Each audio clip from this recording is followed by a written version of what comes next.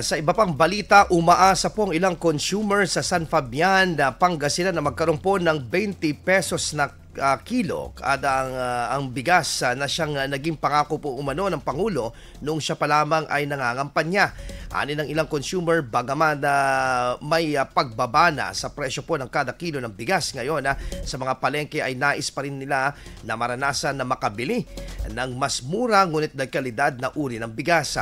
Pabor naman ang ilang rice retailer kung sakali man daw na may maibabang supply ng 20 pesos na bigas sa kanilang mga pamilihan upang mas marami pang maialok sa kanilang mga suki at mamimili. Sa ngayon naglalaro ng mula 33 pesos hanggang 45 pesos ang presyo ng kada kilo ng bigas na makikita sa pamilyang bayan ng San Fabian. IFM News. IFM News. IFM News.